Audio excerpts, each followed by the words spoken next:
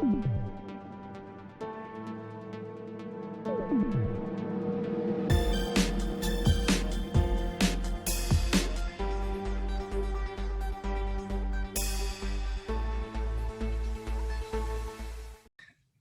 and welcome to the second part of this episode of My Take.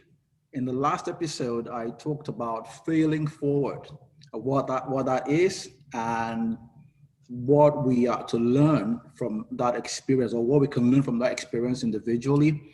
And today, I brought on a friend of mine who I think has a fantastic story to tell, and she can help us identify with the topic, and not only that, see why we fail forward and what failing forward actually means.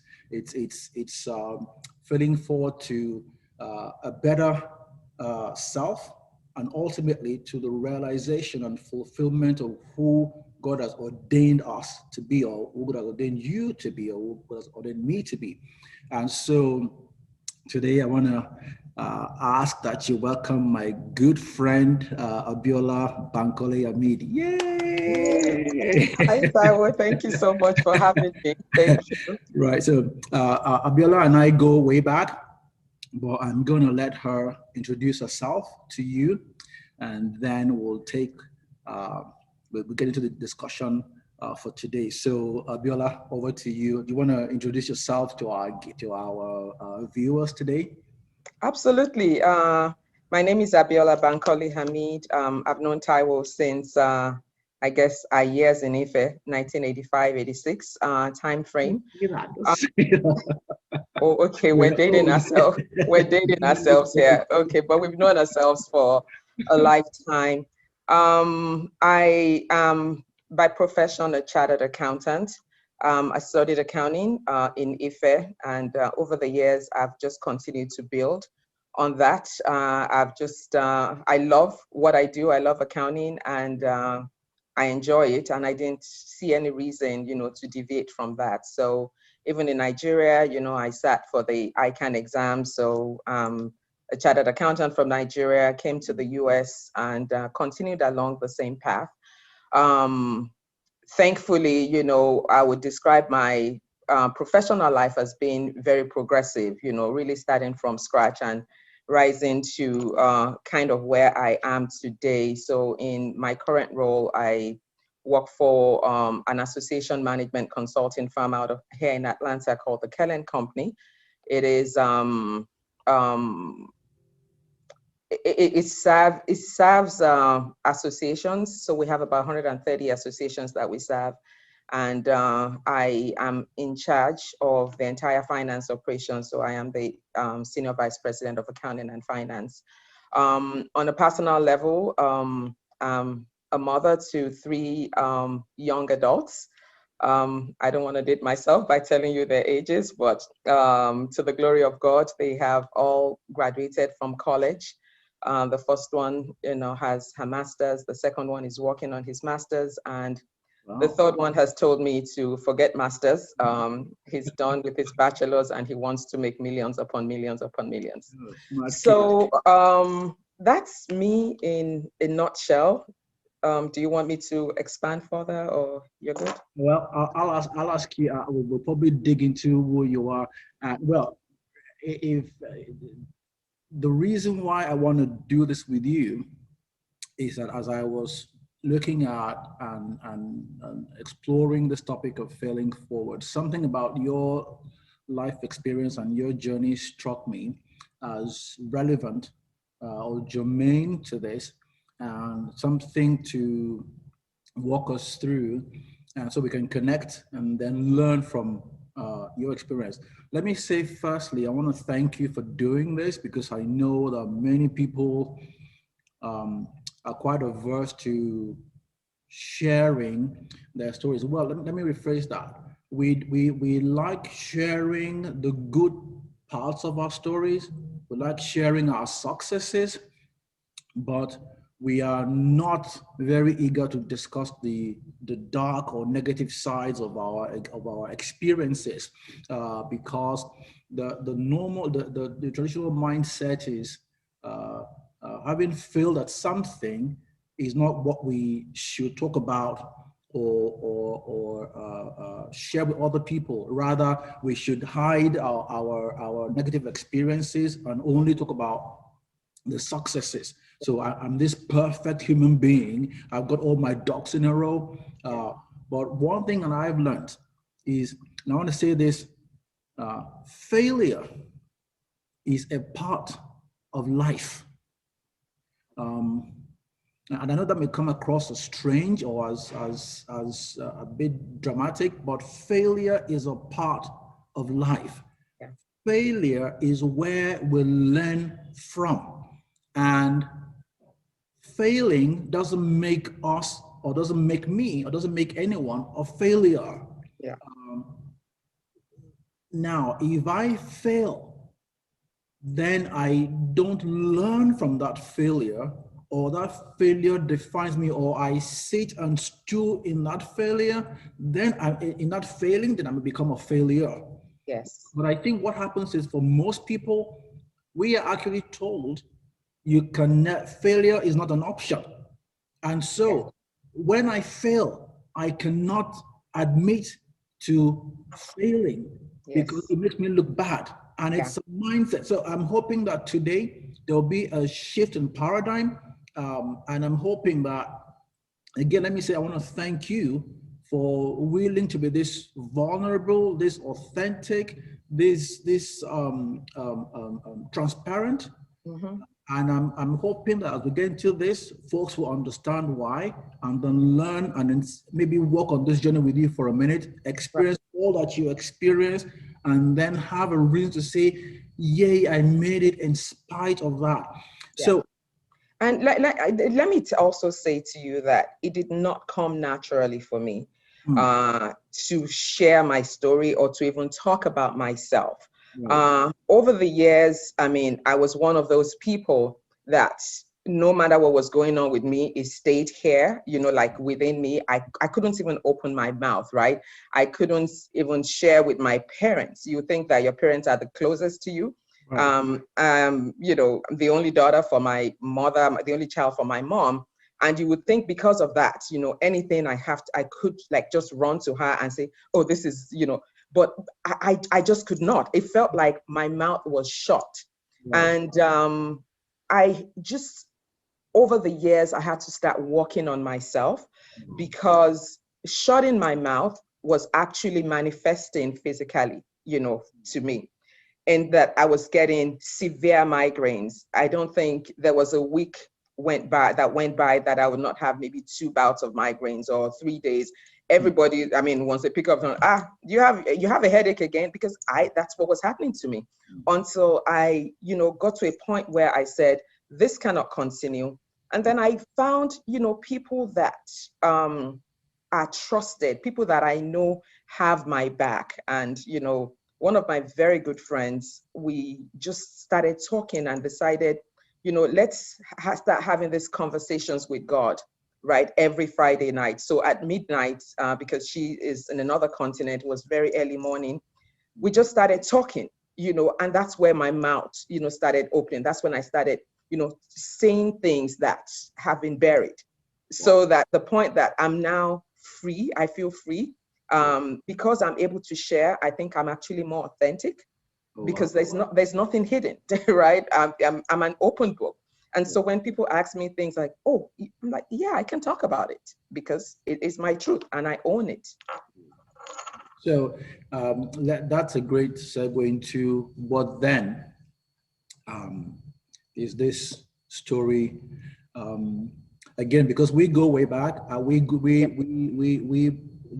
became friends back in college. And so we've been on this journey about 30 something odd years together. And what I remembered about you was that to me, you got married quite early. It seemed like to me at the time. I must tell you, in my 20s, I didn't even know if I was coming or going. And then here you were married. With kids. And so walk us through this experience of getting married so early right after school, it seemed like, and then how all that unfolded till what then happened after you got to the US and settled, and we met again in Chicago Yes, before you now moved to Atlanta. But right. to walk us through from that moment, meeting someone, how did you, again, like I said, in my 20s, I know people get married in their 20s, but for me, in my 20s, that Yeah. was not even a thought in my mind. I didn't even know what Taiwo was, how much I'm trying to engage somebody else. So walk us through So I guess I would say I was a poster child on the playbook, that. right? And in that playbook, it was I entered high school at the age of 9 Okay. because I was doing really well. They Right. said, go take the entrance exams. I was in primary 4. I did it. I passed. Wow. And, folks were like, oh, maybe she shouldn't go. She's too young. And my dad was like, if she could pass this exam, then she can do it. Right. So I do that. Right. Obviously, I'm finishing high school at 15, right? Getting into Ife just before I turned 16. Right. Graduated by So the time I was you are in college even before before my 16th birthday. your 15th birthday. Yes, I'm October, and I entered college, I think, in September. So 16 entered, finished by the time I was 20, served, did the ICANN exam, passed that, I think, at 21, started working, was already working in a bank. So this playbook says, you've done all these things. Right. The Next. next thing is for you to get married, right? And that voice is loud, and everywhere you go, that's what you hear. And I met someone who was quite older than me. He's about almost 7 years older than me. Okay. And I felt it was right because I'm 23, he's 29. He wanted to get married, and yeah, why not? So that's how I got married. We met and married probably in about, I think we met May of 1992. We were married in September of 1993. And to put it in further perspective, Let me ask you a question. Walk me through for a 23-year-old the mindset. So was Biola certain that she was ready for marriage? Now, if I remember, let me put a caveat there. You were one of the um, easygoing, well-behaved kind of individual, mm-hmm. if you know what I mean. And here you are at 23. Were you certain that it's time to get married? It wasn't the pressure, it was just that you felt you had arrived there, whatever life, you were ready for this next phase of your life. What was it? Was there any pressure, or this was something that you had reconciled in your mind that I am ready for this next step? To be honest with you, I don't even think I stepped back to ask myself that question at 23. Hmm. Hmm. And Hmm. at 23, Hmm. I would also say to you that I got pregnant. Okay.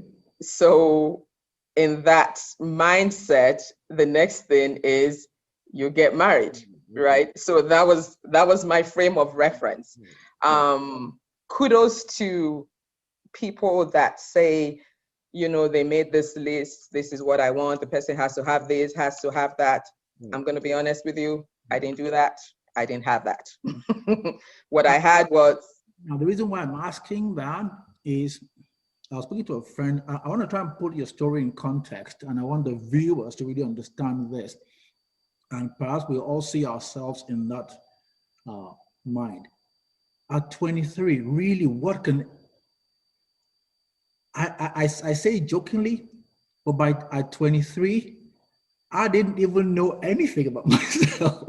yeah, I mean, I didn't know it. you're absolutely right. So I'm Because thinking, what were you, even if you didn't think about it in great detail, but there must have been some sort of, because if it was me, my heart would be pounding and coming out of my chest that Taiwo, are you serious? Do you know what you're getting into? And again, I know people get matured at different ages, and I know women tend to mature faster than men do. Mhm. But I'm really trying to dig. The reason why I'm saying this is I want the audience to get your frame of mind at that point in your life. So all, like you said, you were this kid who was quite smart, book smart, and your parents were driving the boat as well, or steering you along to this. Navigating and helping with that navigation. Thank you. And so at this 23 years of age, yeah, and so you then made this decision. Um, was there any sort of uh, fear, trepidation about this? Actually, no. Okay. And you're really taking me back, right, to my frame of mind. And I'll say to you, my frame of mind at that time, I did not have any fear because I had not failed at anything prior to that point. Right. So I had not experienced failure, Right. and I didn't even think something that I was doing that seemed logical Right. could fail. And If noble I, if and good. It was yeah, logical, if it was noble, it was good. exactly, if for a second I thought about it that maybe this can fail, then maybe I would have stepped back and, revisited what I was doing. Okay. But I just never saw failure in my journey. So I went for it because also I'm someone that listens. So I was previously in a long-term relationship with someone that was of a different tribe. Okay. And my parents were scared of that Right. and did not really encourage Okay. that relationship because of, oh, they're going to take their only daughter away and never going to see her, just stay within here, this, that. So that was the landscape, right? And then someone walks into your life and was of the acceptable tribe. Right. So it just felt Right match. Okay. right, exactly right match. The boxes. And because he was also older, everyone that I've dated prior to then was 2 years older than me, 3 years older than me. We're just like, but this person was much older. So in my mind, oh, he's older, he's more mature, he'll take care of you, all of these things that people talk about when they're saying, oh, find someone that is more mature. Everything seemed to line up well. So that was the landscape when I got into it. Right. Okay, so walk us through what then happened. This is unfolding, and all the way to being in Chicago. Yeah. So about 4 or 5 years into the marriage, 4 or 5 years, I would say. So in the marriage, we had kids fairly quickly. Obviously, I had my daughter 3 months after I got married. Yeah. I had my son 18 months after, and then, the third one like 3 years after. So that really happened in, quick succession. And we decided that, we were going to, it was actually his idea for us to relocate, when the whole Abacha, all that dictator things were just not good. Right. And because, I'm a citizen, it was easier for us to just, come here and start up a new life. Well, when we got here, it became increasingly clear, or I started feeling like we were not like totally aligned. Okay. And totally aligned in terms of vision, right, for what we wanted to do. Okay.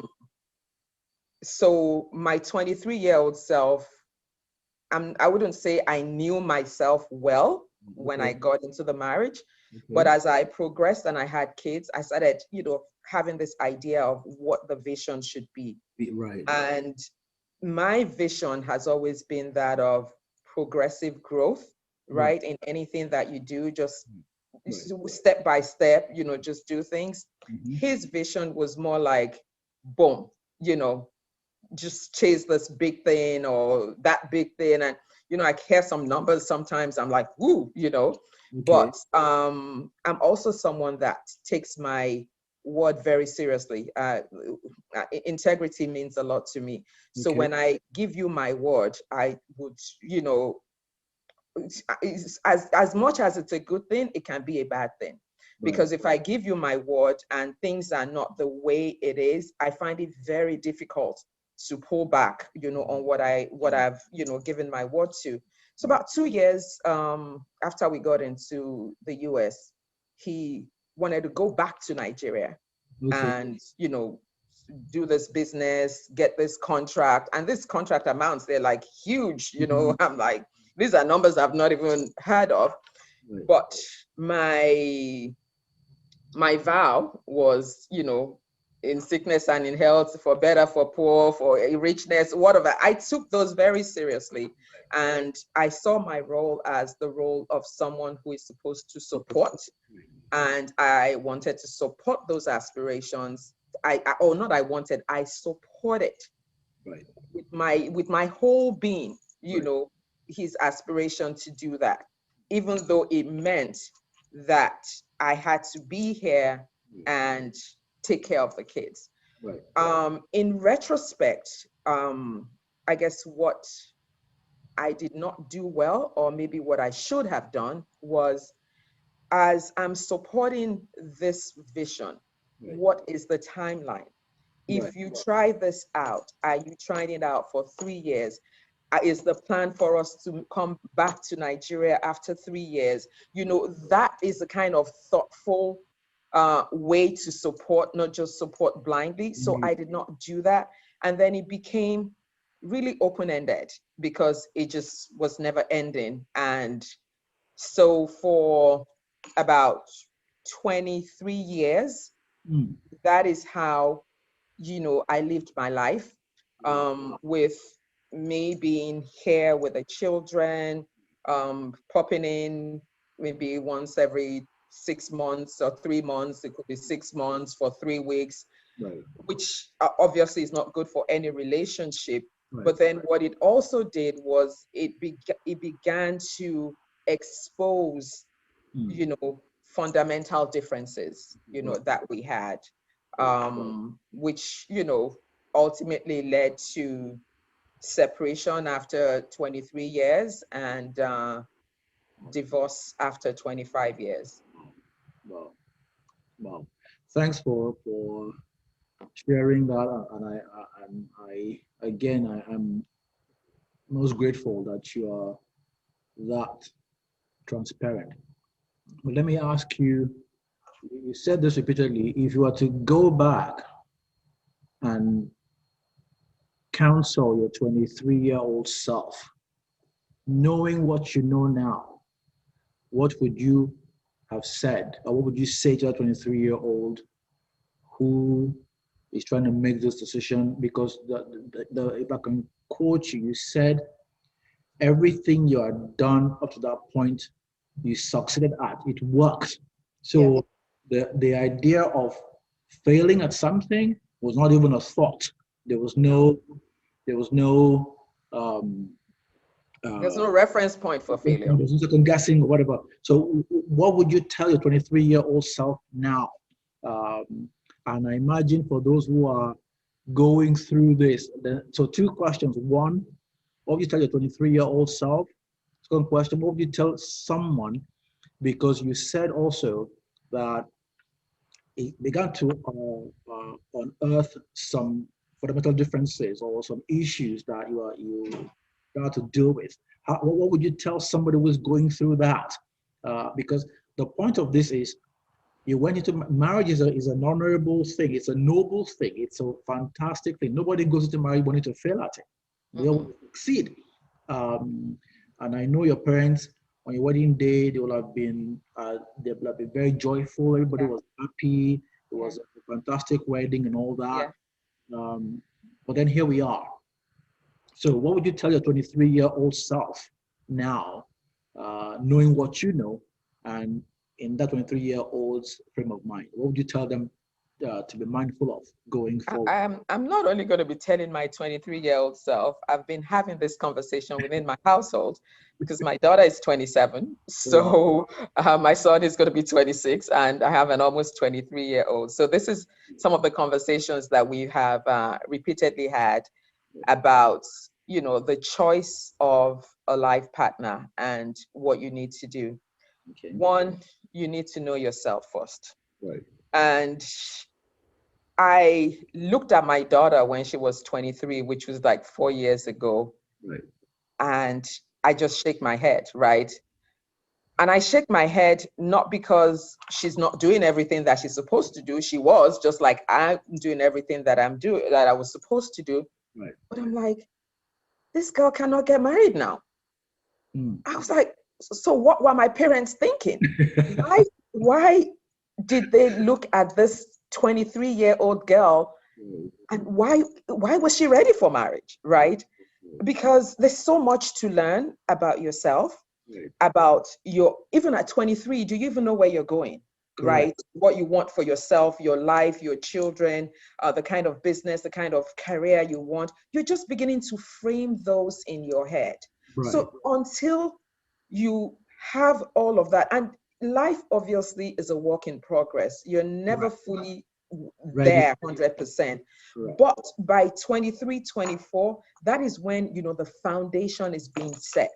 And you need to know yourself, you need to know your worth, you need to know your values, you need to know what is absolutely important to you. You need to know things that are like deal breakers. You have to have a list of your deal breakers, and you have to know, okay, this I can live with, is not, the end of the world, but this person must be this, must be that. You have to have that.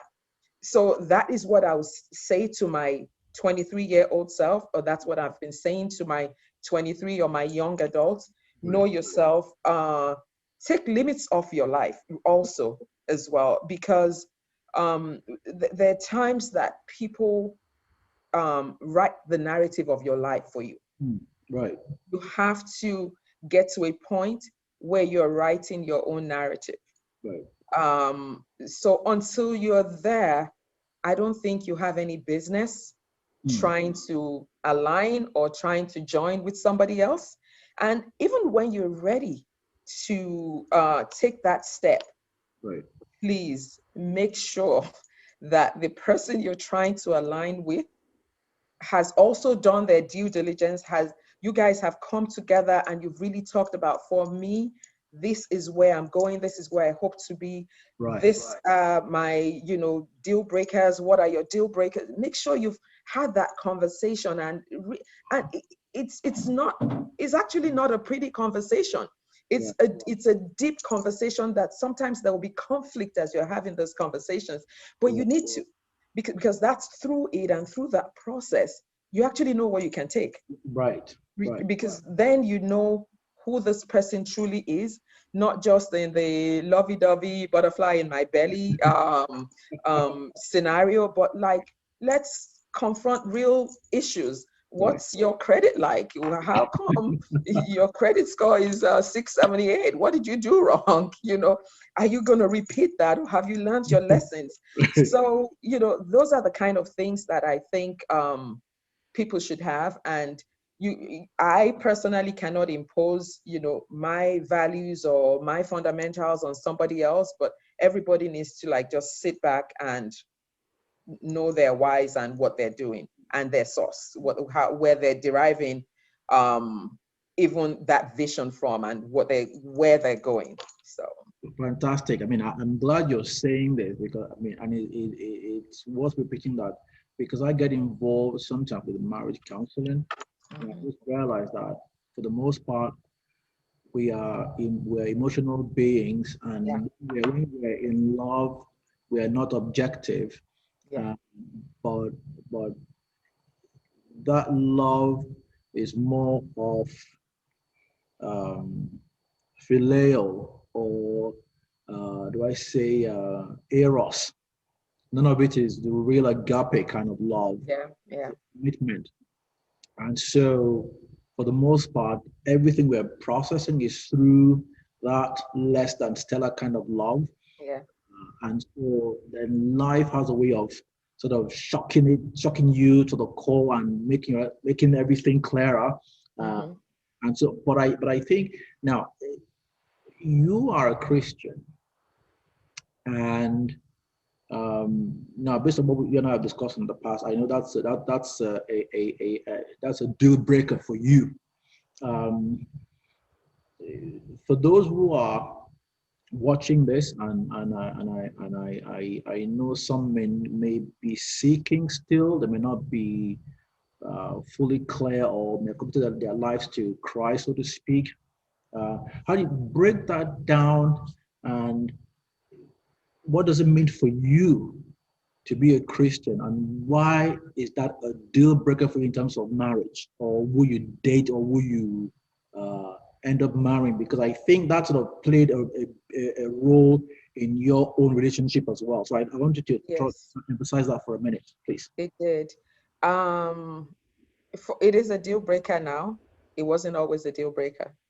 Mm, At 23, I would I was what you would call a nominal Christian. right, Um, I was a Christian. I'm not even sure I understood my faith the way I should have.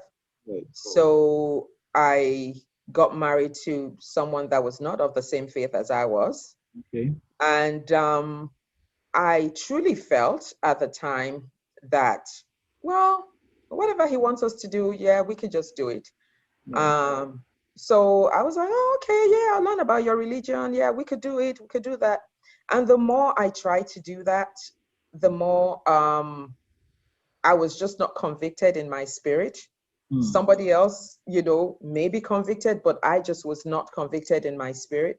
right, And I tried, but it got to a stage where I had to be mm, true to myself. And this is, if you recall, when I said earlier that I'm someone that when I give my word, right, I find it very difficult, to go right, back on my word. yes, So initially my word was, oh yeah, yeah, if you want us to do that, we can do that. And right, it was like eating at, the core of who I am, because I really could not, or I just was not given the grace to do that. So, and then I would say right around the time when I turned 40, almost turning 40, I had some losses in my life. Very close friend, that passed away. Another friend, that, had a very severe illness. And I just started thinking about my life. And if it ends now, what is going to happen to me? Am I satisfied? Am I fulfilled?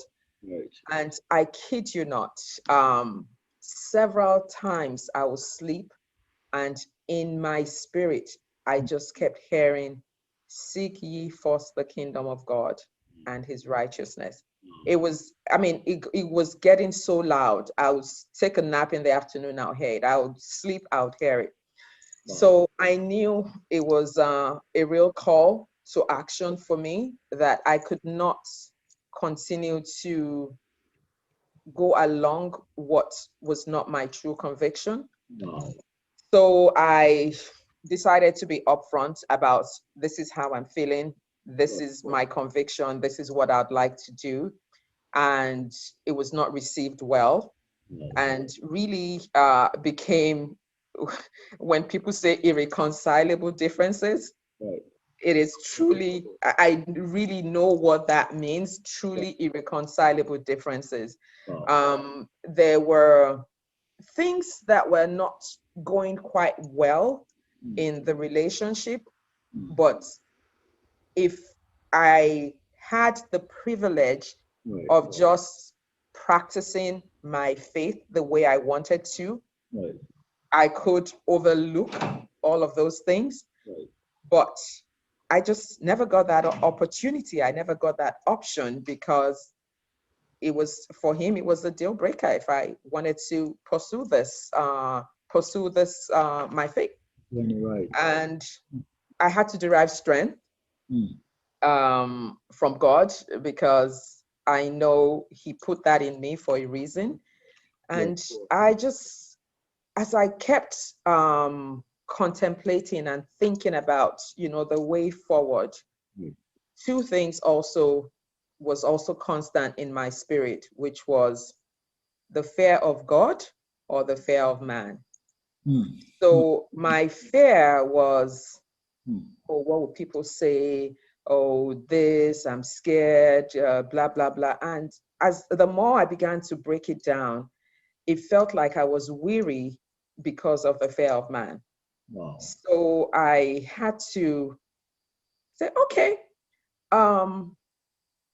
this is how I feel. This is where I stand. Um, Accept me the way I am. But if you're not going to accept me the way I am, there's absolutely nothing I can do. And truly, it was as simple as that. There's nothing I can do. I can't. Not be yourself. Yeah, I had to. Yeah. So yeah, that's pretty much Wow. what it was. Wow. Thanks for sharing that. Sometimes life can be so unforgiving Mhm. when we make decisions or make mistakes, and I keep going back to this.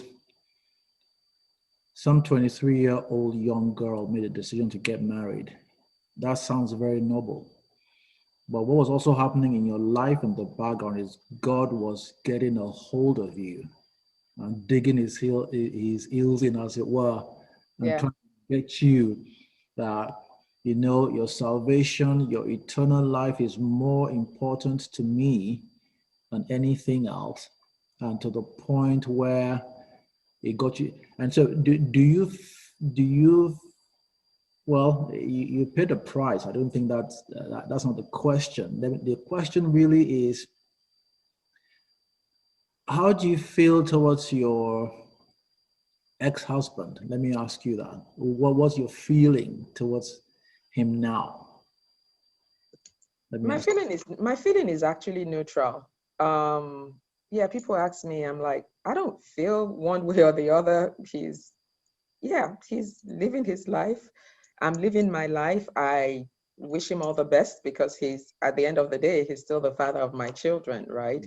And yeah, I actually nothing really. Do you uh,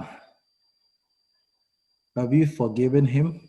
Maybe that's what I was trying to uh, get you into that place. Do you Yes, yes, forgiven yes, him? So if you yes. today And the reason is the reason is, when you know better, you do better. And it's both ways. So in this situation, I also have to take responsibility because I took a huge decision without doing all the kind of due diligence and the soul searching that I was supposed to do. So as much as, you can be upset that, this happened, but you also have to take responsibility for your own actions, which I have taken responsibility for. But it's so it's always like cliche when people say, study the word. There's always, a solution, or there's a word for you, or there's an answer for you regarding any situation that you find yourself. And yes, this was weighing heavily on me because, my vow was till death do us part, for better, for worse, and I was not able to fulfill that. It was really weighing me down until, I had a conversation with my pastor back then in Chicago, because they knew what was going on. And there was this day I, was still talking about this issue and how it was weighing me down. And he just said, open the Bible to First Corinthians 7. And we started reading. He said I should read it out loud. And as I was reading it out and reading it out and reading it out, and I got to chapter 15, and it says clearly, if the unbeliever departs or wants to depart, let them leave. Right. And, and I can tell you, I don't think I've had any verse in the Bible that has lifted a weight off my chest as much as that verse did. And since that minute, Wow. I have had peace Right. regarding, the decision Hmm. and where I am. I'm telling you, it was like instantly when I read that, because I did not think there was anything in the Bible that would support Wow. Right. this Right. separation and ultimate divorce Hmm. until I saw that. And yeah, the rest is history. And that's fantastic. And I'm glad you referenced that scripture so that our viewers can really walk alongside you and understand how you came to this decision. Yeah. It wasn't a light decision, I imagine. Mm-mm. You know, even letting go of something you've invested your life in for over 20 something odd years, Yeah. been a bit of a challenge.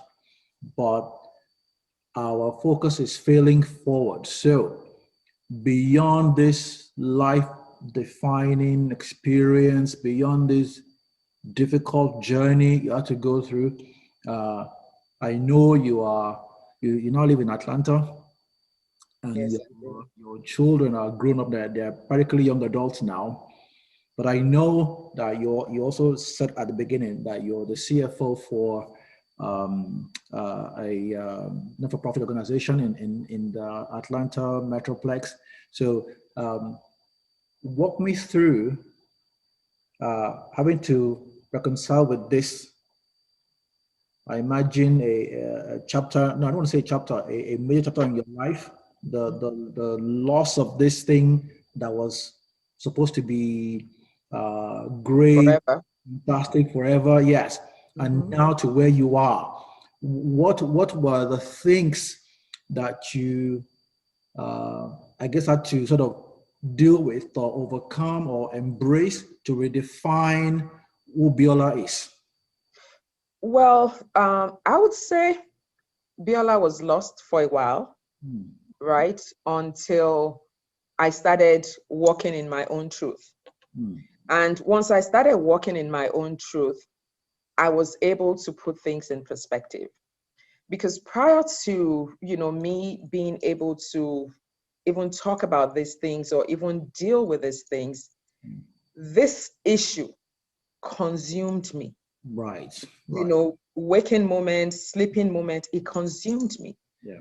And just like, when you're in an airplane and you're 36,000 feet Right, above, right, everything is so like little. And right, until you're able to rise above this thing that's consuming you, you right. don't really have clarity. So, Correct. but once I was able to deal with that, and then started looking at my life, right? I looked at my professional life. I'm doing well, I look at my children, they're doing well. I look at my health, I'm doing well.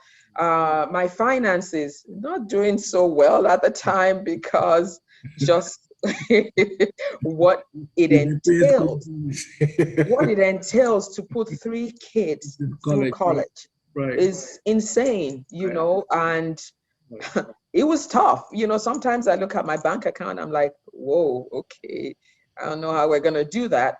But God just was like opening doors for me.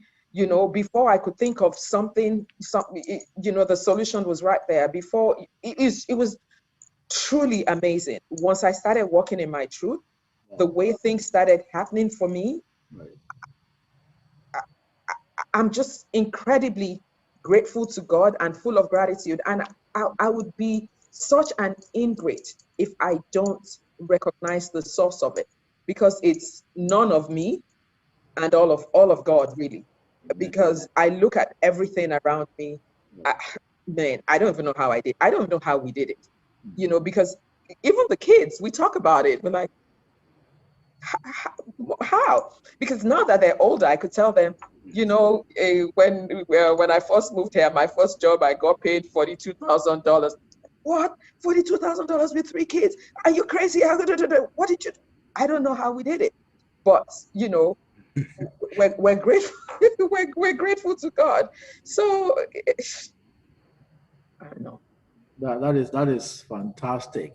In all honesty, I admire you in the sense that I've got three daughters, and it's important to me that, well, one of my one I had my oldest daughter came to me and said, "Oh, she wants to invite her boyfriend uh, to meet with us for Christmas," and I said, "No." No, no, I said, no. and this is what I said. uh, for me, we're on the funny side, we're a family of five, and I like it that way. I'm not taking, we're not taking any new applications right now. You're like my youngest son. It's like, I don't want no, these people. No, don't Then, bring anybody here. then no, no, number one. And number two, what is more important for me, I need to see you as independent. Yes. And only when I believe you're ready to become interdependent, Yes. I let you, well, not that I let you, but will I uh, walk on that journey with you? Because right now you're my baby. Yeah. It sounds funny, but I take care of you. Yeah. You're still my baby. So until I see you standing on your own two feet, I see you making decisions that are adult decisions, and I see you being independent. Yeah. Yeah. And then when you're grounded in your independence, Mm-hmm. then you're ready to become interdependent. Then I'll Yes. start with you. But for now, my Oh family, no, my it's baby, scary. I'm enjoying you. So I'm taking down the applications. Yeah. And you know what? When the kids are older, it's actually a very fun journey Right. because it's gone from you go and face the wall, go and do this. It's like very deep, robust conversations. They even question, the way you think about the way I process things. Sometimes I'm learning from them. So Right. it's the relationship has gone from, me being the one, this is what you do, these are the values, this are this to them also, shaping and reshaping my perspectives on how I see things. So it's really a beautiful journey, watching the kids grow and watching them grow into young, confident, matured, I would say young adults, really. Right. Now, back to you reinventing yourself. Mhm. Uh, if I remember, you're an accountant, but you're also trying to. Are you back in school now, or are you going back to school, or are you trying to do something? I Uh, was I was trying to do something. I was trying to do something. okay. So I think the last time we spoke, I had told you, once I have my empty nest, I need to start thinking of, alternative things to do. Right. One of the things that, crossed my mind was, getting a PhD and using that to really educate and empower other kids. Right. Um, in this field that I'm in the accounting field, because there's not enough of us in there. Right. But I I'm not sure I'm ready for the commitment of the PhD, because in talking to a lot of people, even what I have now is enough for me to lecture, Okay. right? So it's still something that I want to do, because I actually love, hanging out, young people, teaching them, encouraging them. So I would still want to do that. I'm thinking about some other, business ventures, here in the US. And, there's something also that I'm thinking about in Nigeria. Is still in my head. I need to put it down on paper, but I think it's going to be a phenomenal idea. But what I've also come to realize is, like, in the last, I would say maybe 9 months since I've not had to pay school fees, it just feels like so many ideas are coming to me. Right. I, maybe my head was just so closed and so focused on this that I was not able to expand and think. Right. But I'm just getting ideas on things to do. My youngest graduated business with a focus on entrepreneurship, Right. and he's been, oh my god, he has so many ideas, pushes me. I've always been like a passive person in my 401k portfolio. He has me, trading stocks, we're day trading, we're wake up in the morning, the first conversation we're having is, okay, wait, what's your stock pick for today, what are you? So it's really fun. And really excited about what the future holds. I feel I'm still very young, or maybe Good. not very young, but young at heart. Thank you for saying that. I was going to ask you a question, and yeah, I mean, it sounds funny. Well, I don't want to say it's a cliche. They say 50 is the new 30, and I know that's maybe in jest, but seriously, you strike me as a young person. I can bet nobody who's watching right now will have guessed that you were at that point. If I hadn't said it or we hadn't made a joke earlier about dating ourselves, but are you open to loving again, to to to to to to marriage again? Because I know as the world is sort of changing, that's now the norm. Are Mhm. you open to doing that again, to going on that journey again with somebody else? I would say to you, absolutely, Okay. without a doubt in my mind. But I'm not desperate to go into that journey. I Hmm. think at Now, this now stage, is that out of the fear of failure, or is that because you feel that may be a price you don't want to pay, knowing who you are now and who Biola is? Will that be clipping Biola's wings, oh or no, no, that no, no, no, no, fear of no, no, no, failing? no, no, no, not at all. So the institution of marriage is God ordained, right? And God says, one would chase 1,000, two would put 10,000 to flight, right? So Right. as much as I have enjoyed all this success, in my mind, I always say you're one chasing 1,000.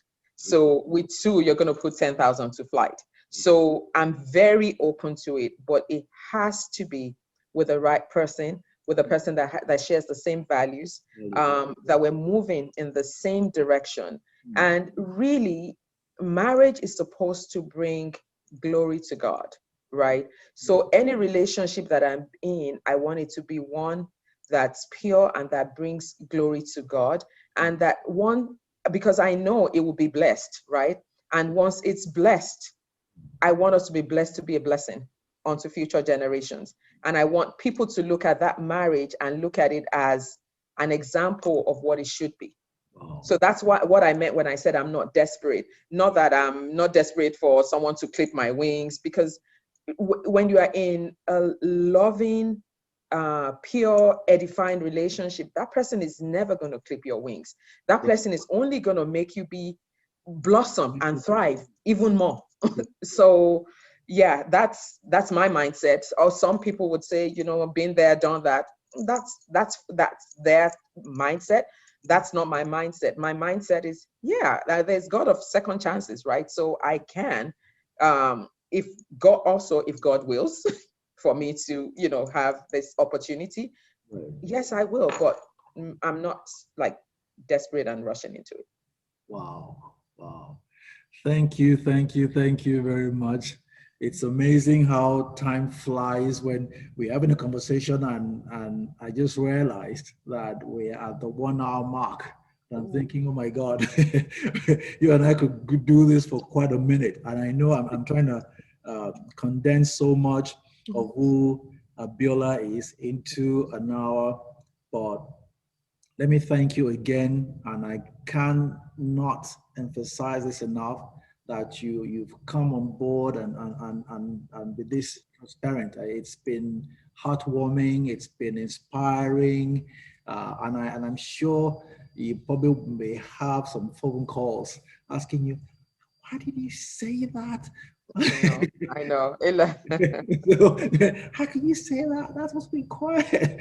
But Yeah, I'm yeah. glad I'm glad you did this, because if one person's life is saved, if one person's journey is repaired, if one person's life is touched by your experience, and I'll be honest with you, I have been touched by your experience, which is the reason why I wanted to speak with you to do this. And so for whatever it is worth. I'm so proud of you, my sister. I'm so proud of you.